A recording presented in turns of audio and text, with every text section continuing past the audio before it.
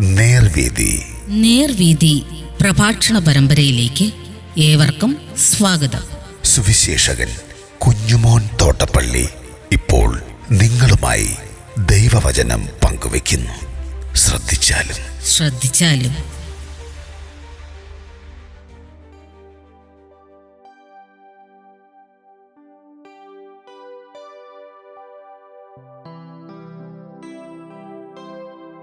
തള്ളിക്കളഞ്ഞ കല്ല് മൂലക്കല്ലായി.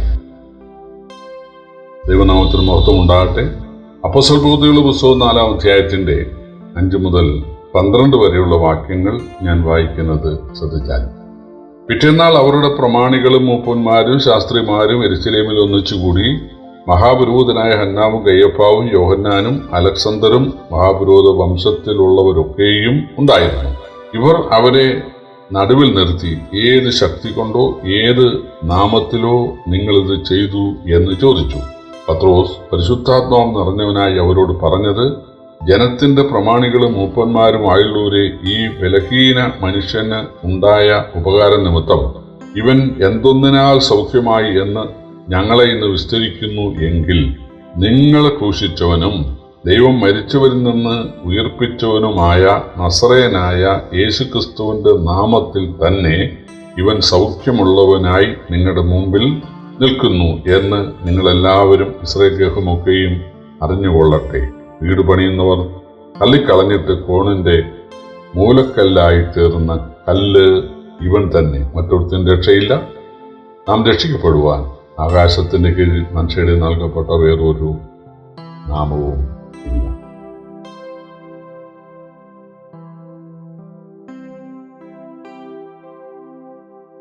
തലേദിവസം സന്ധ്യയായതുകൊണ്ട് പത്രോസിനെയും യോഹന്നാനെയും ബന്ധിച്ച് തടവിലാക്കിയ ആളുകൾ പിറ്റേന്ന് ഒരു വലിയ സന്നാഹമായിട്ടാണ് വന്നിട്ടുള്ളത്.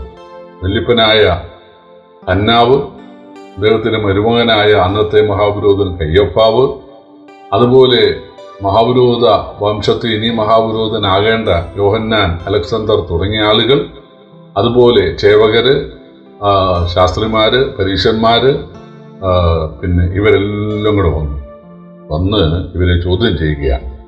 ചോദിക്കുന്നത്, ഏത് നാമത്തിലാണ് നിങ്ങൾ ഈ മനുഷ്യൻ സൗഖ്യം നൽകിയത്? നാമം എന്ന് പറഞ്ഞാൽ ദൈവത്വമാണ്.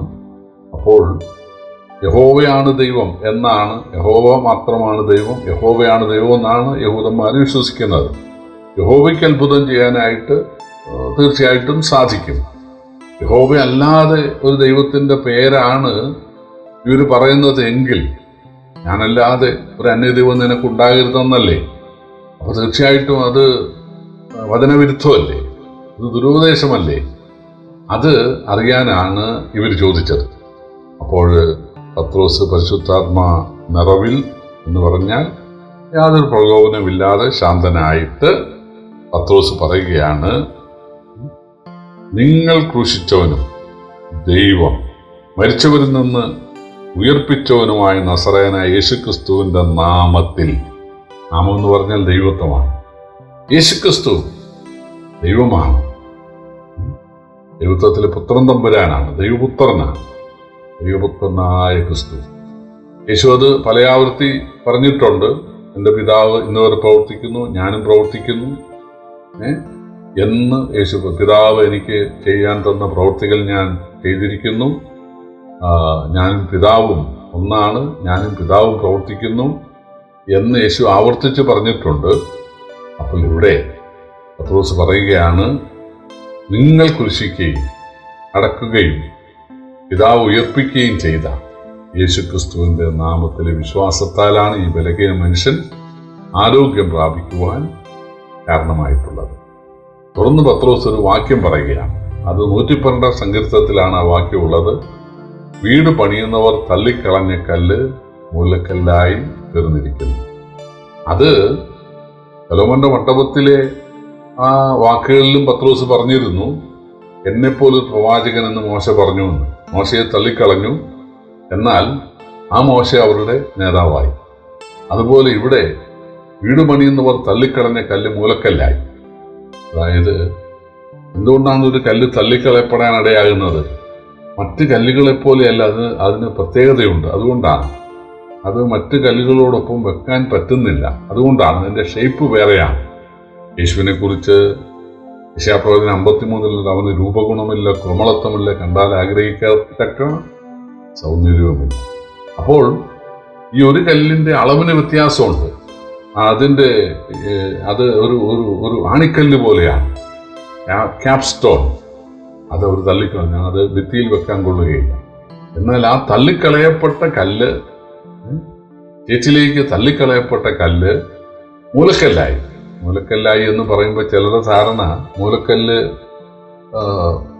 താഴെ അടിസ്ഥാനത്തിൽ വെക്കുന്നതാണെന്നാണ്. അല്ല, യഹൂദന്മാര് വലിയ ഗോപുരങ്ങളൊക്കെ പണിയുന്നത് റൗണ്ട് ഷേപ്പിലാണ്. അപ്പൊ അതിന് ഒരു മൂലക്കല്ലെന്ന് പറയുന്ന ഒരു സംഗതി ഇല്ലല്ലോ. റൗണ്ട് ഷേപ്പിലാണ് ഒരു കെട്ടിടം പണിയുന്നതെങ്കിൽ അത് മൂലക്കല്ലെന്ന് പറയാൻ പറ്റുകയില്ല. എന്തുകൊണ്ടാണ് ഈ ബേസ്മെന്റ് റൗണ്ട് ഷേപ്പിൽ പണിയുന്നത്? അത് മുകളിലേക്ക് വരുമ്പോൾ ഡൂമായിട്ട് പണിയാൻ വേണ്ടിയാണ്. മുകളിലേക്ക് വരുന്തോറും അതിൻ്റെ വ്യാസം കുറഞ്ഞു വന്നിട്ട് ഏറ്റവും അവസാനം ആ മൂലക്കല്ല് വെച്ച്, ആണിക്കല്ല് വെച്ച്, ക്യാപ്സ്റ്റോൺ വെച്ച് ഉറപ്പിക്കുമ്പോൾ അത് പിന്നെ ആന പിടിച്ചാലും അനങ്ങയില്ല. അതാണ്. അപ്പോൾ മൂലക്കല്ല് അടിയിൽ വെക്കുന്നതല്ല. ബൈബിളിനൊരു ഭാഷയുണ്ട്. ബൈബിളിൽ പറയുന്ന ഈ മൂലക്കല്ല് അത് ആണിക്കല്ലാണ്, അല്ലെങ്കിൽ ക്യാപ്സ്റ്റോൺ ആണ്, ഏറ്റവും മുകളിൽ വെക്കുന്ന കല്ലാണ്. അന്ന് കോൺക്രീറ്റ് പരിപാടി ഇല്ലല്ലോ. അപ്പോൾ കല്ല് മുകളിലേക്ക് വരുമ്പോൾ അതിൻ്റെ ഫിനിഷിംഗ് പോയിന്റിനോട് അടുക്കുമ്പോൾ അതിൻ്റെ വ്യാസം കുറഞ്ഞ് വന്നിട്ട് ഒരു കല്ല് മാത്രം വെക്കാവുന്ന ഒരു സ്ഥിതിയിലേക്ക് വരും. അപ്പോൾ ആണിക്കല്ല് വെച്ച് ഉറപ്പിക്കുകയാണ്. അതിന് തെളിവായിട്ട് സെഖര്യാവിൻ്റെ പ്രവചനത്തിൽ ഒരു വാക്യമുണ്ട്. സെരുബ്ബാബേലിന്റെ മുമ്പിലുള്ള മഹാപർവ്വതമേ, നീ സമഭൂമിയായിത്തീരും, നിന്നിൽ കൃപ എന്ന് പറഞ്ഞ് ആണിക്കല്ല് കയറ്റുമെന്നാണ്. അപ്പൊ ഏറ്റവും മുകളിൽ വെക്കുന്ന കല്ല് യേശു ഏറ്റവും മുകളിലാണല്ലോ. അവൻ സഭയുടെ തലയാണല്ലോ. നിങ്ങൾ നായകന്മാരെന്ന് പേരെടുത്ത് ഒരുത്തനത്തിന് നിങ്ങളുടെ നായകൻ എന്നല്ലേ കർത്താവ് പറഞ്ഞത്? തീർച്ചയായിട്ടും ഉയർത്തെഴുന്നേറ്റ് സ്വർഗത്തിൽ ജീവിക്കുന്ന യേശു സഭയുടെ തലയാണ്. ഭൂമിയിൽ ഒരു സഭയ്ക്കൊരു തല പാടില്ല, ഒരു ഹെഡ് ഓഫീസ് പാടില്ല. ഇന്ന് പല ആളുകളും സഭയ്ക്ക് ഓരോ ഹെഡ് ഓഫീസ്, കോട്ടയമാണ്, ചങ്ങനാശ്ശേരിയാണ്, കുറിച്ചിയാണ്, തിരുവല്ലയാണ്, കൊട്ടാരക്കരയാണ്, പിന്നെ അതുപോലെ സിറിയയാണ്, അന്ത്യോക്യയാണ് എന്നൊക്കെ പറഞ്ഞ് സഭയ്ക്ക് തലവന്മാരാകാൻ ശ്രമിക്കുന്നു. ആയിരിക്കരുത്. സഭ ശരീരമാണ്. സഭയുടെ തല ക്രിസ്തുവാണ്, സ്വർഗത്തിലാണ്. ഏതൊരു പ്രാദേശിക സഭയും എഫേസോസ്, സ്മുർന്ന, പെർഗമോസ്, തുയത്തൊയ്ര തുടങ്ങിയ വെളിപ്പാട് ഉത്സവത്തിലെ സഭകൾ പോലെ ഓരോ സഭ ഇൻഡിപെൻഡന്റ് ആയിരിക്കും. അതിൻ്റെ തല ക്രിസ്തുവാണ്.